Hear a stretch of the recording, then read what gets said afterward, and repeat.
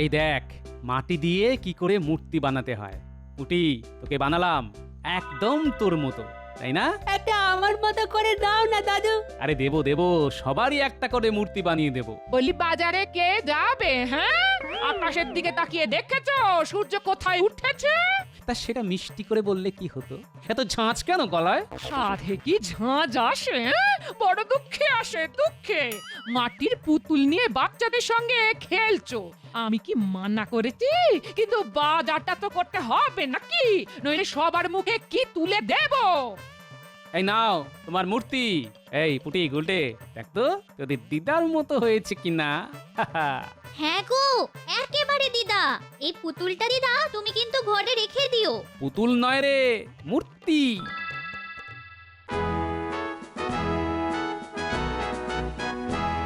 বলছি একটা সুখবর আছে, সবাই মন দিয়ে শোনো। সুখবর? মহারাজ, আমার মাসোহারাটা কি বাড়িয়ে দিচ্ছেন? না, ভাবছি কমিয়ে দেব। সভায় তো লোক থাকতে শুধু শুধু তোমারটা কেন বাড়াবো? না মানে আমি তো সবার মঙ্গলের কথাই রাত দিন ভাবি, তাই আমার মাসোহারা একটু বাড়িয়ে দিলে ক্ষতি কি? তোমার এই হিংটিং ছট মন্ত্রগুলি একটু সহজ করে দিলে আমরা বুঝতে পারবো যে দেশের মঙ্গল কামনা করছো না অমঙ্গল। মহারাজ, কথা হচ্ছে আপনার সঙ্গে পণ্ডিতে, তার মধ্যে গোপাল কেন নাক গলাচ্ছে? আসলে গোপালের সব ব্যাপারই নাকটা একটু উঁচু, তাই ও চাক বা না চাক, নাক নিজের মতোই তার মধ্যে ঢুকে পড়ে। এভাবে সব ব্যাপারে নাক ঢুকে পড়লে তো বিপদ, তার চেয়ে ওর নাক কেটে দিলেই হয়। আমার নাক কাটতে আসলে কিন্তু কান কাটা যাবে, সেটা কিন্তু মনে রাখবেন মন্ত্রী মশাই। না না না না, এখন আর নাক কান কিছুই কাটা যাবে না। একটা কাজ আছে, বেশ কঠিন কাজ। মহারাজ, কাজটা কি বলুন? বর্ধমানের রাজা আমাকে একটি মূর্তি উপহার দিতে চান। মূর্তিটি সোনার, কিন্তু তার উপরে পাথরের ঢালাই দেওয়া আছে। খুব দুষ্প্রাপ্য সেই মূর্তি, কিন্তু একটাই শর্ত, সেই মূর্তি সেখানে গিয়ে নিয়ে আসতে হবে। রাস্তাটা যে দুর্গম তা আমরা তো সকলেই জানি, আর সোনা আছে জানতে পারলে ডাকাতরা হামলা করতে পারে, মূর্তি চুরি করে নিয়ে যেতে পারে। তাই ভাবছি আমাদের গোপালকেই পাঠাবো। দেখা যাক না ও বুদ্ধি দিয়ে এই কাজটা করতে পারে কিনা। এ আপনি কি বলছেন মহারাজ? গোপাল ওই দুর্গম পথ ধরে বর্ধমান যাবে, আবার মূর্তি নিয়ে ফিরেও আসবে? সেটা কি গোপালের পক্ষে সহজ হবে? না না না, আমি আপনার এই সিদ্ধান্তে মত দিতে পারলাম না, আমাকে ক্ষমা করবেন মহারাজ। মহারাজ, আমি গণনা করে দেখেছি গোপালের কপালে শনি নাচছে, তাই আপনি নিশ্চয়ই গোপালকে হারাতে চান না। গোপাল আপনার চোখের মণি। না না পণ্ডিত, তুমি যখন গণনার কথা বললে তখন শুধু শুধু গোপালকে আর কেন বিপদের মধ্যে ফেলবো? তার চাইতে মন্ত্রী যাক, দেখো মূর্তি যেন অক্ষত অবস্থায় আমার কাছে আসে। মূর্তি আমি বুকে করে নিয়ে আসব, সে ব্যাপার নিয়ে আপনাকে চিন্তা করতে হবে না। তবে আমার সঙ্গে পণ্ডিত গেলে আমার একটু সুবিধে হতো। ডাকাত পড়লে ও মন্ত্র পাঠ করলে বিপদের হাত থেকে রক্ষা পাওয়া যেত। মন্ত্রী মশাই যখন বলছেন বুকে করে নিয়ে আসবেন, তখন তিনিই যেন আনেন। তবে বুক থেকে কিন্তু মূর্তি মাটিতে নামাবেন না, বিপদ হতে পারে।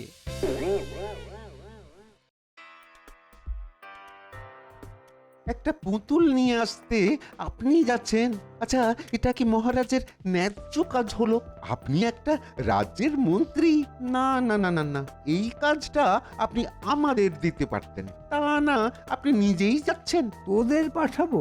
আমি কি পাগল হয়ে গেছি? হ্যাঁ, ওটা পুতুল নয় রে, খাঁটি সোনার, উপরে পাথর ঢালাই করে সোনাটাকে লুকিয়ে রাখা আছে, বুঝলে? তা আমাদের কি করতে হবে? বর্ধমানের মহারাজ বাক্সের ভিতরে করে তাহেরপুর পর্যন্ত পৌঁছে দেবে, তারপর তার লেঠেনরা চলে যাবে, সেখান থেকে আমরা নিয়ে আসব। তারপর লেটেলরা চলে গেলে ওই ভিতরের সোনার মূর্তি আমরা চুরি করে নিয়ে নেব। এই তো, এটা এমন কি কঠিন কাজ, খুব পারবো। তবে আমাদের যদিও সোনার উপর কোনো লোভ নেই, তাই মূর্তিটা আপনি নিয়ে নেবেন। তবে আগে আমাদের মোহরগুলো যদি দিয়ে দেন তবে ভালো হয়। মোহরের ওপর এত লোভ থাকা ভালো নয়, লোভে পাপ, পাপে মৃত্যু, বুঝেছিস? বিজ্ঞানী, তাহলে বিষয়টা বুঝতে পারলেন? তার বুঝবো না, ওই মূর্তি কি আর ভেবেছো মহারাজ হাতে পাবেন? কখনোই না। বিষয়টা নিয়ে খুব দুশ্চিন্তায় পড়েছি। তাহলে কি উপায় গোপাল? বেটা আবার পণ্ডিতটাকেও সঙ্গে করে নিয়ে যাচ্ছে। ঘটনাচক্র খুব একটা সুবিধা ঠেকছে না গোপাল। আচ্ছা বিজ্ঞানী, এমন কোনো আঠা কি তৈরি করা যায় যা চামড়া আর পাথরকে জোড়া লাগাতে পারে, এমন ভাবে যা কখনো আলাদা করা যাবে না, চামড়া না কাটা পর্যন্ত? হ্যাঁ, সেটা সম্ভব। ওই গালা, গদ আর বেশ কিছু শিকড় বাকড় একসঙ্গে পেটে নিলে যে আঠা তৈরি হবে তার কোনোদিনও আলাদা করা যাবে না। সেখানে চামড়ার না কাটা পর্যন্ত আঠার হাত থেকে নিস্তার নেই। তা তোমার লাগবে? এই আঠা যদি তৈরি করে দিতে পারেন তো খুব ভালো হয়। তা এটা আবার কোনো কাজ নাকি? আমি আজ রাতেই তৈরি করে রাখবো, তুমি ভোরে এসে নিয়ে যেও। হ্যাঁ।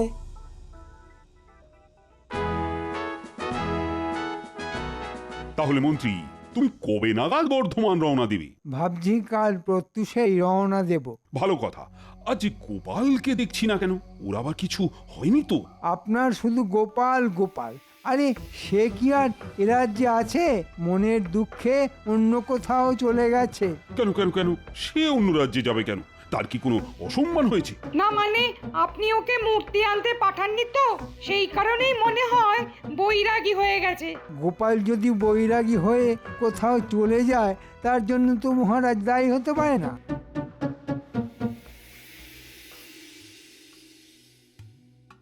কাউকে কিচ্ছু জানিয়ে আসেনি, খুব ভালো কাজ করেছি। দেওয়ালেরও কান থাকে, মহারাজ হয়তো খোঁজ করবেন, কিন্তু তিনি জানবেন কোথা থেকে? যাই হোক, মন্ত্রী আর পণ্ডিত পৌঁছানোর আগেই বর্ধমানে পৌঁছতে হবে। গোপালের কি কাজ সেটা তোমরা বুঝবে না। গোপাল বুদ্ধি দিয়ে নিরস্ত্র অবস্থায় একটা গোটা সেনাদলকে পরাস্ত করতে পারে, যা তোমাদের সাধ্যের মধ্যেই নেই। তাহলে মহারাজ আমাদের না পাঠিয়ে গোপালকে পাঠানোই বুদ্ধিমানের কাজ হতো। থাক, তোমাকে আর পণ্ডিতি করতে হবে না। গোপাল কোথায় গেছে সেটা না জানা পর্যন্ত আমার উৎকণ্ঠা তো থাকবেই। তাহলে কি মহারাজ গোপাল না ফেরা পর্যন্ত আমাদের বর্ধমান যাওয়া স্থগিত রাখা হবে? সম্ভব হলে তাই করা যেত, কিন্তু সময় মতো বর্ধমানে পৌঁছানোটাও তো খুব জরুরি।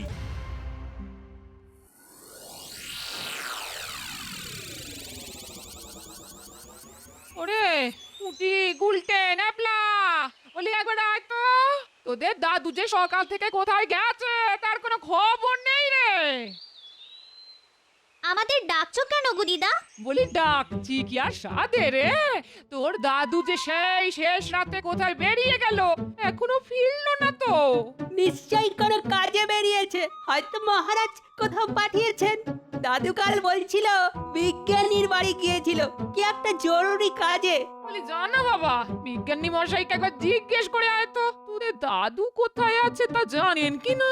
হ্যাঁ, মনে হয় ওখান থেকেই খোঁজ পাওয়া যাবে। যা একটা আঠা গোপালকে বানিয়ে দিয়েছি না, একবার যা হাত দেবে তাকে আর সেই হাত খুলতে হবে না, কেটে তবে খুলতে পারবে। আরে তোমরা নিশ্চয়ই দাদু কোথায় গেছে জানতে এসেছো। হ্যাঁ বিজ্ঞানী মশাই। কোথায় গেছে তা আমি জানি, কিন্তু এই কথাটা তোমাদের বলা যাবে না। দিদাকে গিয়ে বললো যে তিনি খুব একটা জরুরি রাজকার্যে গেছেন, ফিরে আসতে দেরি হবে, তাকে চিন্তা করতে বারণ করো।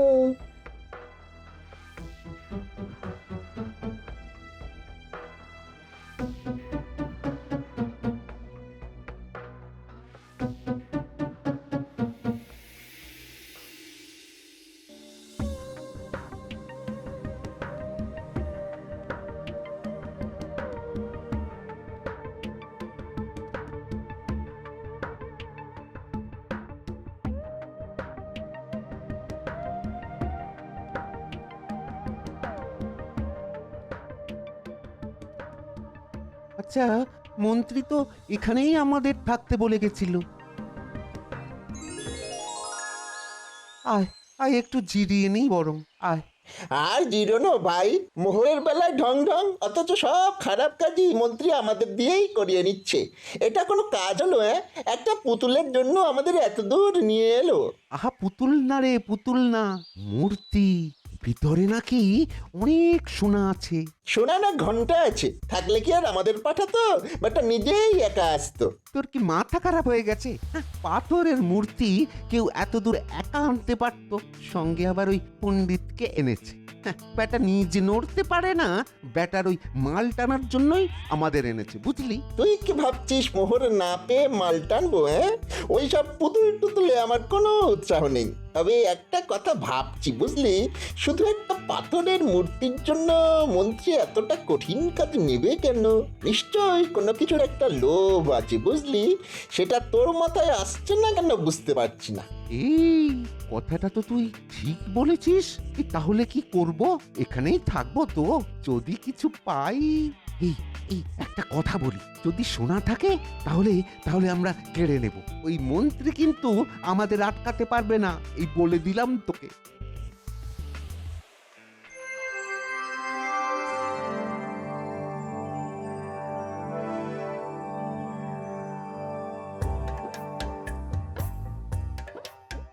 আরে গোপাল, মহারাজ কৃষ্ণচন্দ্র তোমাকে পাঠিয়েছেন, এই খুব ভালো করেছেন।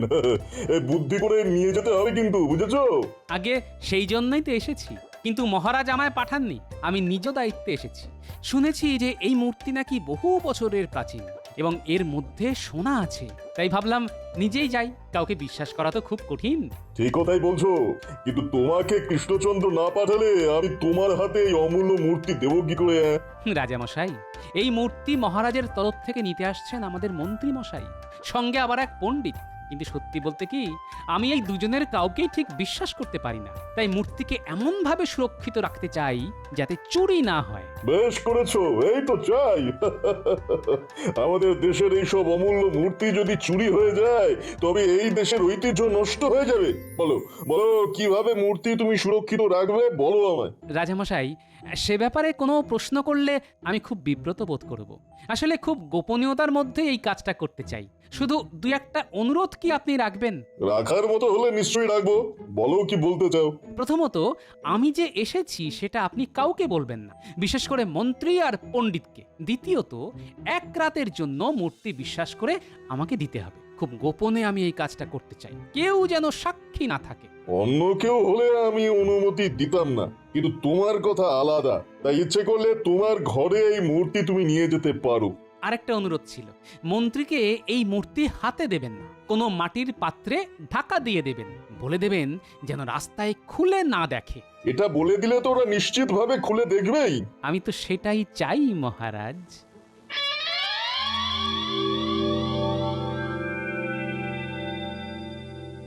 আর তো পারি না মন্ত্রী, কেন যে আমার সঙ্গে আনতে গেলে কে জানে।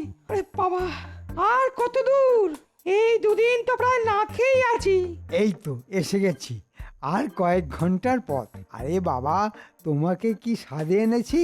নিশ্চয়ই কোনো কারণ আছে, তাই এনেছি। সময় আসলেই দেখতে পাবে, তোমার লাভ বই ক্ষতি কিছু হবে না, বুঝলে? সেটা আমি জানি, তোমার নিশ্চয়ই কোনো মতলব আছে। ঠিক আছে ঠিক আছে, আমার মাসোহারাটা একটু বাড়ানোর কথা মহারাজকে মনে করিয়ে দিও। তার আর দরকার পড়বে না, তোমাকে মহারাজ আর খুঁজেই পাবে না। তার মানে প্রাপ্তি আছে, তাই তো? হ্যাঁ, তা তো আছেই। গঙ্গা প্রাপ্তি কি আর কম কিছু পাওয়া?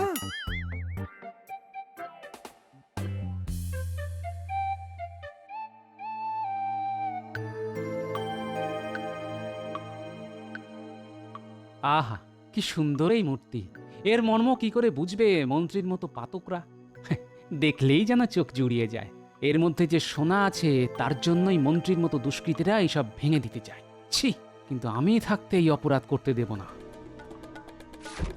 এই আমি আঠা লাগালাম ভালো করে, যে একে ছোঁবে তার শরীর থেকে মূর্তি আর খোলা যাবে না।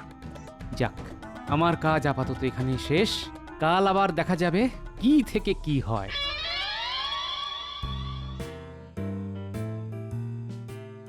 এই নাও মন্ত্রী, সেই অমূল্য মূর্তি। এটি যেন অক্ষত দেহে মহারাজ কৃষ্ণচন্দ্রের হাতে পৌঁছায়। আর একটা কথা, এই ডালার মধ্যেই রাখা আছে মূর্তি, হ্যাঁ? রাস্তায় যেন কেউ না খোলে, এটা আমার আদেশ। আপনার আদেশ শিরোধার্য, এর কোনো অন্যতা হবে না। না হলেই ভালো, এই মূর্তি যেন তোমাদের মহারাজই প্রথম দেখেন, তারপর অন্যরা। নিশ্চয়ই রাজামশাই। কি ব্যাপার বলতো? এখনো মন্ত্রীর কোনো দেখা নেই কেন? এত দেরি তো হওয়ার কথা নয়। দাঁড়া দাঁড়া, গাছের উপর থেকে দেখি মন্ত্রী আসছে কিনা।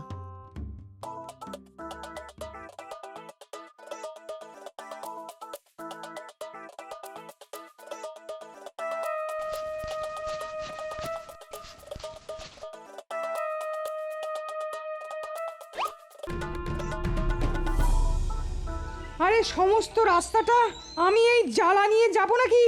তোমার শরীরে কি কোনো দয়া মায়া নেই? থাকলে কি আর তোমায় আনতাম? যে কাজে এসেছো সেটা ভালো করে করো, নইলে এই নির্জন জঙ্গলে তোমায় পুঁতে রেখে দেবো।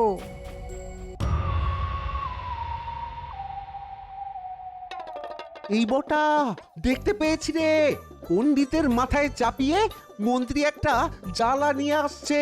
পুতুলটা বোধহয় ওই জ্বালার মধ্যেই আছে। নেমে আয়, আমরা মন্ত্রীর জন্য অপেক্ষা করি।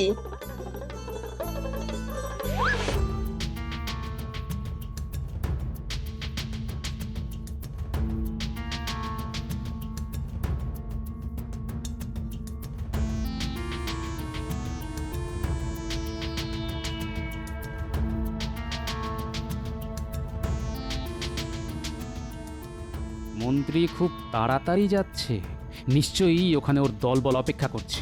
না, আমি আস্তে আস্তে হাঁটি, নইলে ওটা দেখে ফেলবে।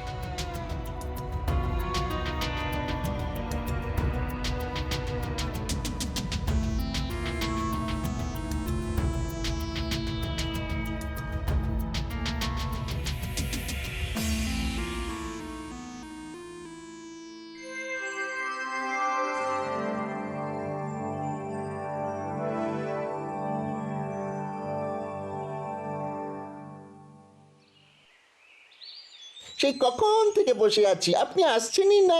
আমরা তো ভাবলাম বাঘেই হয়তো আপনাকে পকাত করে খেয়ে ফেলেছে। আরে বাঘে খাবে আমাকে? ভাবিস কি করে? হ্যাঁ, যাক, এবার তোরা দেখ আমি মাটির জ্বালাটা ভাঙি। এর মধ্যে এই মূর্তি আছে। মহারাজ যদিও বলেছিল আগে না দেখতে, কিন্তু যার মধ্যে সোনা আছে তা কি আর না দেখে পারা যায় বল? হাতের এই লাঠিটা দিয়ে আগে হাঁড়ি ভাঙি, তারপর মূর্তিটা বাগাই, তারপর মূর্তি ভেঙে সোনা নিয়ে নেব। তাহলে মহারাজকে কি দেবে মন্ত্রী? কচু পোড়া।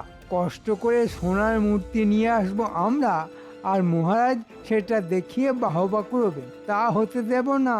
তাহলে আমাকে ভাগ দেবে তো? মুন্ডু দেব, তোমাকে মেরে ঠ্যাং ভেঙে এখানে ফেলে রেখে দেবো। মহারাজকে বলবো পণ্ডিতের ঠ্যাং ভেঙে ডাকাতরা মূর্তি নিয়ে পালিয়েছে। মহারাজকে বলে দিলে তোমায় আর বাঁচিয়ে রাখা হবে না। তুমি আমার সঙ্গে এই কাজ করতে পারলে? তোমার কি দয়া মায়া বলে কিছুই নেই? সোনার জন্য আমি নিজেকেও মেরে ফেলতে পারি।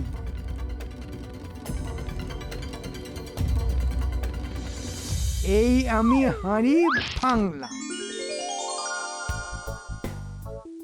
এবার মূর্তিটা হাতে নিলাম। সোনা দেখা যাচ্ছে মন্ত্রী মশাই? আরে এই পাথর না ভাঙলে সোনার দেখা পাবো কি করে রে গর্ধ? তাহলে ভেঙে ফেলি। এই নে মূর্তিটা, ভাঙ দেখি। আরে আপনি ছাড়ুন, নইলে নেব কি করে? ওরে গর্ধ, আমি তো ছেড়েই দিচ্ছি, তুই নিতে পারছিস না কেন? তোর গায়ে কি জোর কমে গেল? দাঁড়ান, আমি জোরে টানছি, আপনি ছেড়ে দেবেন। এই টান দিলাম। ওরে বাবা রে, ও ওরে বাবা, আমার হাতের চামড়া ছিঁড়ে যাচ্ছে রে। হ্যাঁ, কি হয়েছে বলতো? বুঝতে পারছি না। বটা, তোর ওই জোর কমে গেছে বুঝলি। এই দেখ, আমি ধরে টান মারছি, তোরা ছেড়ে দিবি। হ্যাঁ,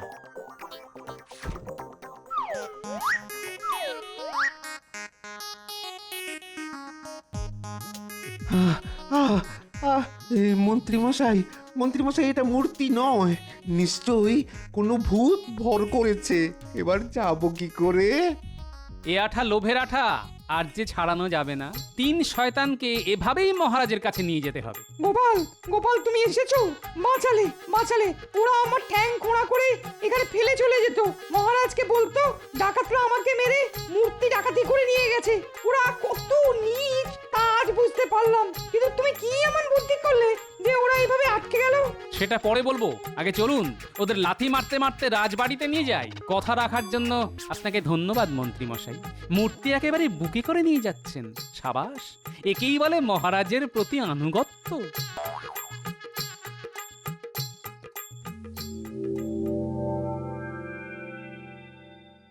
ওহ, এই অসাধ্য কাজটা তুমি কি করে করলে? সাবাস সাবাস গোপাল, তুমি আমার মান বাঁচালে। আমি কিছুই করিনি মহারাজ, যা করেছে বিজ্ঞানী।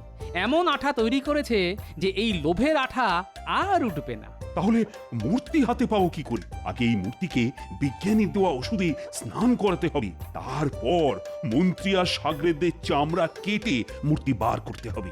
কিন্তু এই কাজটা কে করবে? আপনি ভুলে যাবেন না, আমি নাপিত ছিলাম, ফোঁড়া কেটে আপনার নজরে এসেছিলাম।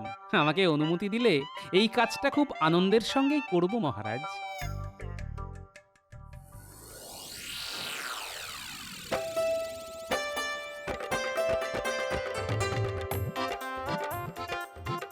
কাজটা ভালো করনি গোপাল, আমি এর শোধ নেব। দাঁড়ান, ঝুলিতে করে আমি নরুন কাঁচি সব নিয়ে এসেছি। আপনি বটা ঘটা তিনজনেই চট করে শুয়ে পড়ুন দেখি, আমি কাঁচি চালানোর কাজটা সেরে ফেলি। কচকচা কচ। না গোপাল না, খুব কষ্ট হবে।